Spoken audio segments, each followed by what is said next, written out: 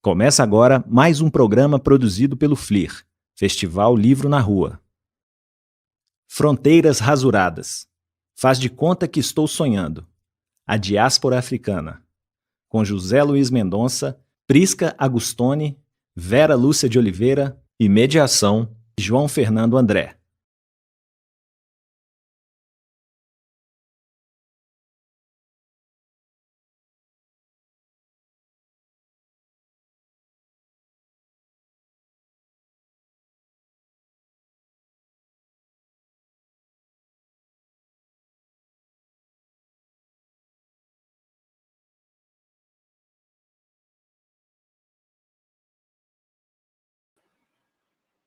João, você está mudo. Pode voltar o som. Ora viva, boa noite para os que estão em Angola, boa tarde para os que estão no Brasil. Bem-vindos à nossa programação, bem-vindo ao Festival do Livro na Rua, homenagem a Carolina. Pois é, Carolina, fronteiras rasuradas. Faz de conta que estamos sonhando a diáspora africana. Algumas frases, traços da escrita de Carolina. Para a nossa conversa, temos como convidados Prisca Agustoni. Podemos dar alguns dados de Prisca Agustoni, dizendo que nasceu na Suíça, morou em Genebra, vive entre a Suíça e o Brasil, trabalha como professora e tradutora, escreve e publica em italiano, francês e português. Poeta convidada de inúmeros festivais literários na Itália, Suíça e no Brasil, e tem poemas traduzidos para várias línguas. Suas publicações mais recentes são os livros Animal Extremo e Casa dos Ossos, semifinalista do Prêmio Oceanos.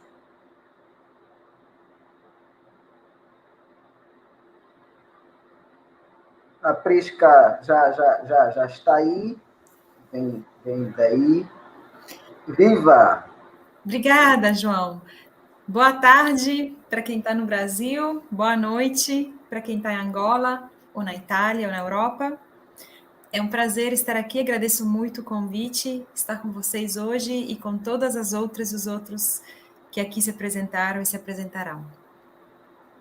Obrigado por fazer parte deste Festival do Livro na Rua, Luanda, Belo Horizonte. Temos ainda como convidado o professor, poeta e jornalista por concessão, diz ele, assim gosta de se apresentar, homem ligado às letras, José Luiz Mendonça. José Luiz Mendonça assume-se como membro efetivo do movimento dos Novos Intelectuais de Angola, fundado em Luanda em 1948, cujo rico e inextinguível legado encontra hoje na Angola independente a oportunidade e o ambiente para o seu resgate pleno. José Luiz Mendonça fez a sua aparição no mundo das letras com a obra Chuva Novembrina, obra a qual foi atribuída em 81 do século passado, o Prêmio Sagrada Esperança. Publicou várias obras de poesia e prosa, das quais podemos destacar as últimas: O Reino das Casuarinas, Angola me diz ainda, e muito recentemente publicou Software Carnal. José Luís Mendonça, obrigado por fazer parte do nosso evento.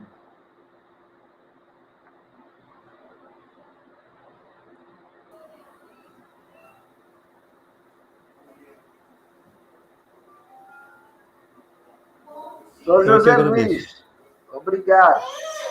Obrigado, eu. E temos ainda como convidada para esta nossa mesa de fronteiras rasuradas a Vera Lúcia. Vera Lúcia é poeta e publicou, entre diversas obras, em português e italiano, o livro A Chuva nos Ruídos, que venceu o prêmio de poesia da Academia Brasileira de Letras em 2005. O seu livro mais recente, Minha Língua Roça o Mundo, é de 2018.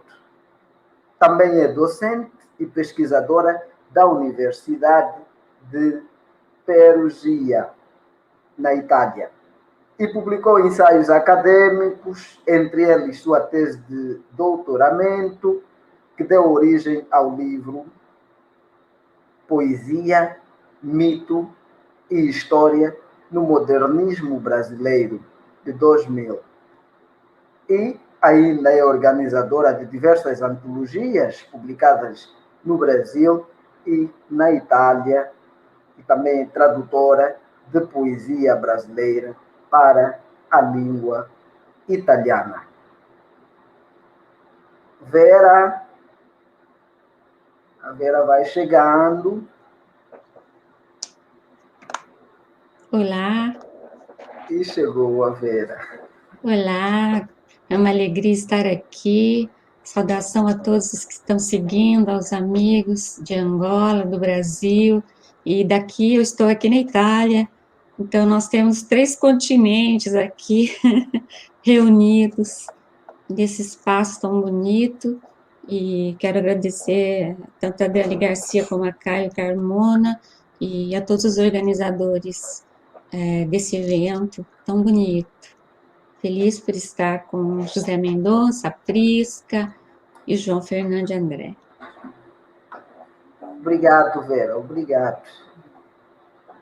Acompanhem este painel e, para começar a nossa conversa, gostava de passar a palavra à Prisca e deixar assim a Prisca livre para dizer algumas palavras a respeito do tema em 8, 10 minutos, o que lhe apraz dizer sobre fronteiras rasuradas. E faz de conta que estamos sonhando. Obrigada, João.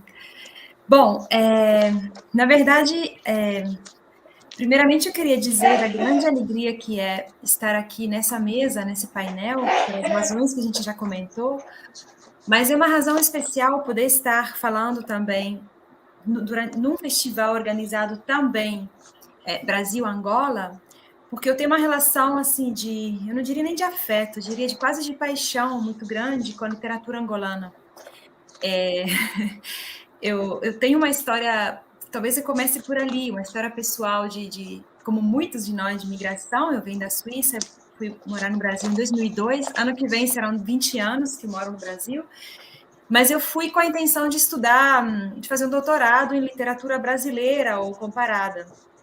E quando eu entrei na universidade, na PUC de Belo Horizonte, sob a orientação da professora Maria Nazaré Soares Fonseca, eu comecei a ter aula muita aula de literatura africana, de língua portuguesa, né?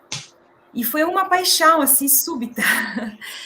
E, nesse sentido, abandonei o projeto com o qual eu tinha entrado no doutorado para abraçar principalmente a poesia. Fiz um trabalho de doutorado, afinal com poesia angolana e moçambicana comparada com a brasileira. Então, é um prazer muito grande estar aqui falando com vocês e também poder pensar um pouco que o público que nos ouve também, de alguma maneira, tá em Angola e é uma emoção muito grande.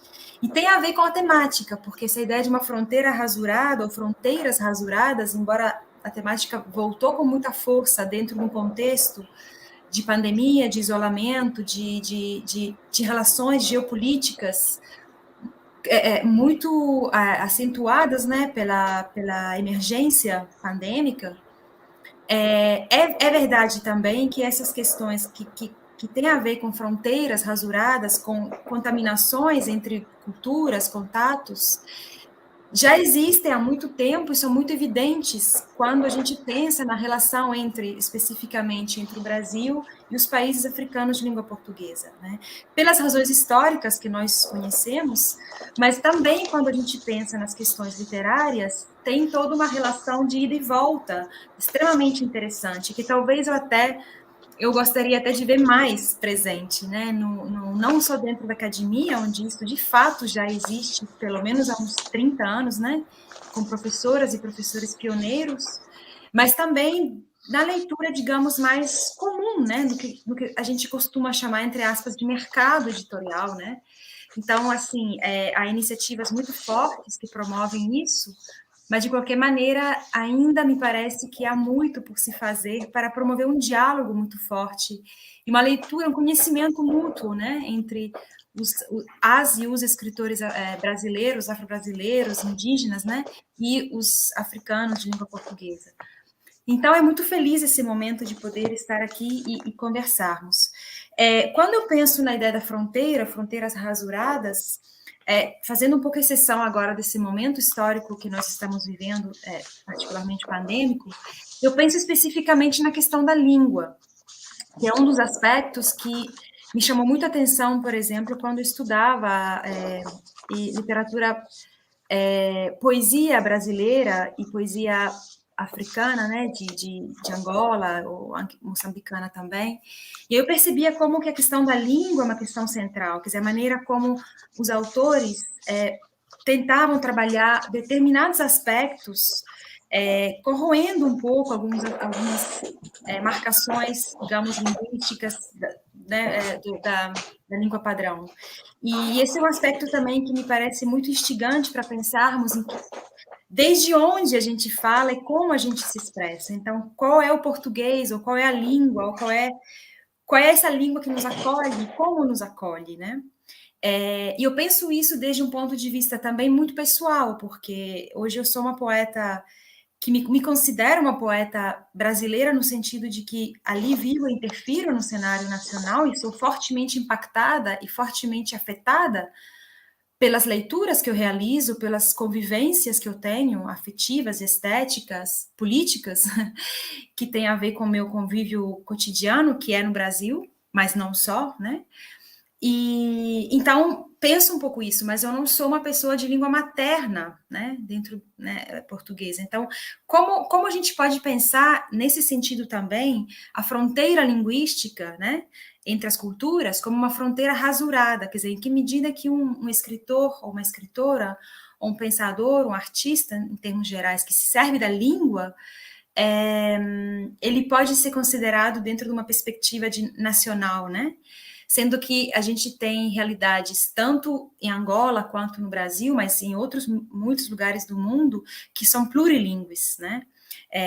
Talvez não de forma oficial, reconhecido, mas a gente sabe muito bem desse plurilinguismo que habita as populações do mundo. Então, em que medida que a língua se torna, de alguma forma, um veículo de comunicação, mas também de exclusão ou de determinação daquilo que é uma fronteira, né? Uma fronteira cultural e fronteira literária. Então, são aspectos que me parecem muito interessantes para a gente refletir, muito atuais, quando a gente pensa nas questões da, lusofonia, ou das relações que intercorrem, né, entre os países de língua portuguesa, mas que me parece que poderiam ir um pouco além também, porque hoje nós, aliás, desde sempre, nós temos uma presença de pessoas que falam português, mas que vieram de muitos outros lugares e que acabaram aderindo, adotando a língua portuguesa, mas que são, de alguma forma, se sentem contaminados, né, tocados por essa língua e acabam escrevendo também em português, né? Então, me parece muito interessante hoje, quando penso especificamente no aspecto da fronteira rasurada, o que me ocorre muito é uma reflexão linguística literária, quer dizer, em que medida que a língua se torna uma fronteira também, em que medida nós podemos considerar e pensar a cultura nacional, a literatura nacional, como uma literatura que está aberta não só para aquilo que nós poderíamos imaginar como os nativos, aqueles que ali nasceram nesse solo, nesse território, mas aqueles que passam a ocupá-lo, ou habitá-lo, até por intermitência, ou aqueles que nesse território nasceram e saíram, como o caso da Vera, por exemplo, com relação ao Brasil, né? E muitos dentre nós que circulamos. Então, só para não me alongar muito nessa primeira rodada, mas me parece que quando a gente pensa na ideia das fronteiras rasuradas, e uma das muitas acepções que a gente pode usar, são muitos possíveis conceitos e reflexões e urgências, mas uma delas, pelo menos, na meu modo de ver, tem a ver com uma discussão que me parece muito importante sobre como a gente considera também a língua como um lugar de acolhimento, de acolhida e de diálogo, né? E até de contaminação nesse sentido, quer dizer, em que medida que quando receberam vozes, né, que vêm de outras dicções e outras línguas dentro da língua portuguesa, podem vir a ser, não podem, são de fato, não só vozes importantes, mas também que vêm a contribuir para uma renovação, uma mutação linguística, uma renovação estética, uma nova perspectiva sobre as problemáticas e como falar dessas problemáticas. Então, depois eu posso voltar falar um pouco sobre alguns poetas, tem alguns em particular que eu gosto muito, inclusive angolanos, mas eu queria muito deixar essa minha perspectiva, digamos, para começar, essa reflexão sobre a língua como um desses campos, né, de tensão e de acolhimento, mas como um desses espaços possíveis de contaminação para quem escreve. Interessante começo, chama atenção para a questão da balcanização linguística, que também vai sendo sim uma fronteira. José Luís Mendonça, o que lhe apraz dizer a respeito das fronteiras rasuradas entre a África e o mundo, quando se entende África como o berço da humanidade? Para começo de conversa. O microfone, professor. Já está. Muito obrigado. Nós temos aqui várias questões culturais a considerar. Primeiro, dentro daqui da África Austral, estou a referir só a este subcontinente, os países da África Austral, temos um problema que tem a ver com a cultura linguística. É o problema da insularização, ou ilhas linguísticas, e dos quais Angola é uma das mais importantes vítimas, vitimizada por essa fronteira. Porque nós não temos contato com os países vizinhos, porque falam inglês e francês. Depois, Moçambique fica muito distante. Então, nós estamos de costas viradas para a África Austral por causa do problema das línguas da colonização. Nós falamos português, os países que estão à nossa volta falam inglês e francês. Então, a nossa relação linguística é mais fácil atravessar o Oceano Atlântico Sul e ir ter ao Brasil. Eu, quando li, eu estudei Direito, né? Fiz a licenciatura em Direito, e quando estudei o Miguel Reale, para estudar a teoria tridimensional do direito, aí é que eu vi que há uma base do português que é igual, tanto em Portugal, Brasil, Angola, Moçambique, que é o português científico, português da ciência, né? Esse não muda muito. Você não vê ali se é português do Brasil, ou de Angola, ou de Portugal, não. O português da rua e da literatura, esse sim.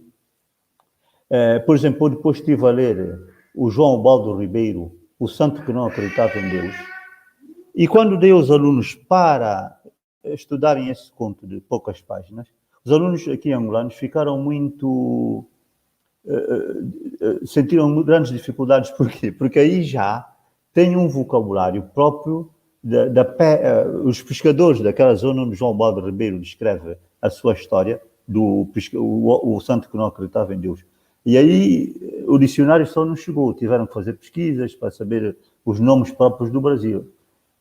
Mas mesmo assim, o que rasura as fronteiras reais, que atravessa estas fronteiras e destrói essas fronteiras, é a literatura. A literatura atravessa o mundo, vai ter a mão de qualquer pessoa e você pode entrar em diálogo com a cultura de outro país. Isto é importante. Aí está a importância da literatura. Por exemplo, voltando àquela questão da insularidade geofónica aqui na África Austral, o que eu propus aqui ao governo é que se ensinasse aos alunos do ensino primário logo o francês e o inglês. Porque uma criança pode aprender até 4 ou 5 ou 6 línguas. Então, seria mais fácil, de pequeno, que se torce o pepino, pôr as nossas crianças a aprenderem uma língua bantu, que é uma língua africana, o português, o francês